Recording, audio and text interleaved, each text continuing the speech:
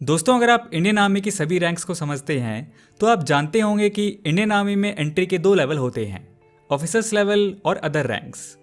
Officers level पे सभी commissioned officers आते हैं जिनकी रिक्रूटमेंट एज लेफ्टिनेंट होती है, और अदर रैंक्स में सभी जेसीओज और ओआर आते हैं, और इंडियन आर्मी में इनकी एंट्री एज सिपॉय यानी सिपाही होती है। जैसा कि हम जानते हैं, ऑफिसर्स की एंट्री भी दो तरीके से होती हैं, पीसी यानी परमानेंट कमीशन और एसएससी यानी short service commission. Permanent commission officers Indian army में रेगुलर सर्विस देते हैं till the age of their retirement, लेकिन शॉर्ट सर्विस कमीशन ऑफिसर्स का सर्विस टेन्योर 10 साल का ही होता है, जिसे 4 साल एक्सटेंड भी कराया जा सकता है, और कुछ ऑफिसर्स को परमानेंट कमीशन भी ऑफर की जाती है। अदर रैंक्स के केस में एक ही तरीके की एंट्री है, जो पहले रेगुलर हुआ करती थी, जिसके बारे में हम सभी जानते हैं। परमानेंट जॉब थी, pension, after retirement CSD benefits, free medical benefits etcetera जैसी बहुत सारी फैसिलिटीज मिलती थी। लेकिन अब इसे रिप्लेस कर दिया गया है अग्निपथ स्कीम से। अब इंडियन आर्मी में सैनिक के लेवल पे सिर्फ 4 साल की शॉर्ट सर्विस रिक्रूटमेंट होगी, जिससे भर्ती होने वाले जवानों को अग्निवीर कहा जाएगा। ये स्कीम इंडियन आर्म फोर्सेज की तीनों ब्रांचेज यानी इंडियन आर्मी, इंडियन एयरफोर्स और इंडियन नेवी में लागू कर दी गई है। हालांकि इनके recruitment process, physical standards, eligibility criteria ये सब पहले जैसे ही रहने वाले हैं, इनमें कोई भी बदलाव नहीं किए गए हैं।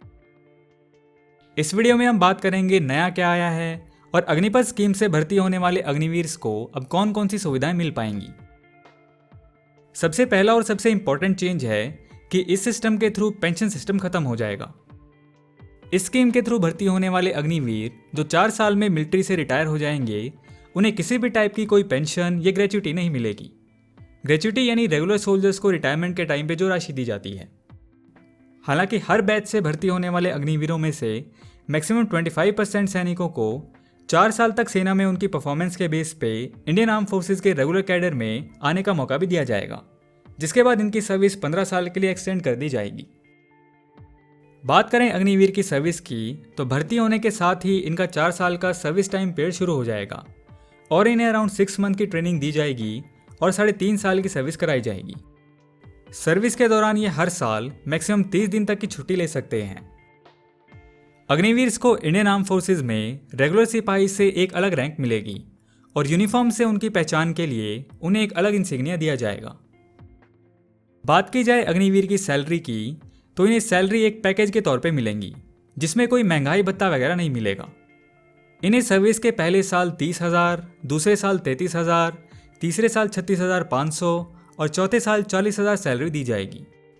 हालांकि हर महीने उन्हें उनकी सैलरी का सिर्फ 70% ही इन हैंड दिया जाएगा, और बाकी का 30% कॉर्पस फंड में डिपॉजिट कर दिया जाएगा, जिसका 4 साल में टोटल बनेगा 5 लाख रुपीज़, और इतनी अमाउंट गवर्नमेंट ऑफ इंडिया की तरफ से भी ऐड की जाएगी।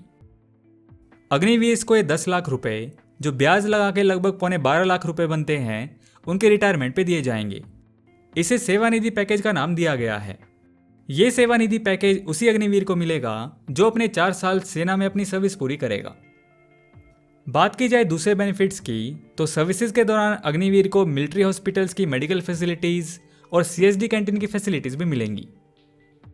ये तो हो गई सैलरी और बेनिफिट्स की बात, लेकिन जैसा कि हम जानते हैं, इंडियन आर्म फोर्सेज का काम खतरे से खाली नहीं होता। देश के जवान अपनी जान हथेली पे लेके चलते हैं, और कुछ सेंसिटिव एरियाज ऐसे होते हैं जहाँ खतरा ज़्यादा होता है, और अग्निवीर को कहीं भी ज़रूरत के हिसाब से पोस्टिंग दी जा सकती है। इसीलिए लाइफ पे रिस्क होने की वजह से अग्निवीर को आर्थिक पैकेज भी दिया जाएगा।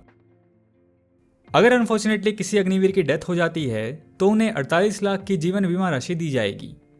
लेकिन यही मृत्यु एक सर्विस के दौरान किसी एक्सीडेंट, मिस हैपनिंग या टेररिस्ट अटैक या डिफेंस ऑपरेशन के दौरान होती है, तो उनकी फैमिली को 44 लाख एक्स ग्रेशिया यानी अतिरिक्त अनुग्रह राशि भी दी जाएगी। इसके अलावा उस डेट तक जमा हुआ सेवानिधि फंड और बचे हुए सर्विस टाइम पीरियड की फुल सैलरी भी दी जाएगी। ये सब मिला के लगभग 1 करोड़ रुपए की राशि दी जाएगी। इसी तरह अगर किसी अग्निवीर के साथ किसी रीजन की वजह से अगर डिसेबिलिटी यानी विकलांगता की परिस्थिति बनती है, जिसके बाद अग्निवीर अपनी सर्विस कंटिन्यू नहीं कर सकता, तो टाइप ऑफ डिसेबिलिटी के हिसाब से एक्स ग्रेशिया दिया जाएगा। अगर डिसेबिलिटी 50% तक होती है तो 15 लाख, 75% तक होती है तो 25 लाख, और अगर 75% से ऊपर होती है तो 44 लाख की राशि दी जाएगी। इसके साथ उस डेट तक जमा हुआ सेवानिधि फंड और बची हुई सर्विस की सैलरी भी दी जाएगी। दोस्तों, इस टॉपिक पे आप हमारा इंग्लिश में आर्टिकल भी पढ़ सकते हैं, जिसका लिंक आपको वीडियो के डिस्क्रिप्शन में मिल जाएगा। तो ये थी अग्निपथ स्कीम पे हमारी छोटी सी वीडियो। आपको ये वीडियो कैसी लगी कमेंट सेक्शन में ज़रूर बताएं, और अगर आप चाहते हैं हम ऐसी किसी और टॉपिक पे भी वीडियो बनाएं तो वो भी आप सजेस्ट कर सकते हैं। मिलते हैं आपसे नेक्स्ट वीडियो में। सो दोस्तों, वीडियो पसंद आया तो लाइक एंड शेयर करो यार, एंड नए हो तो इस चैनल को सब्सक्राइब कर लो, क्योंकि मैं ऐसी वीडियोस आपके लिए लाता रहूँगा। And thanks for watching.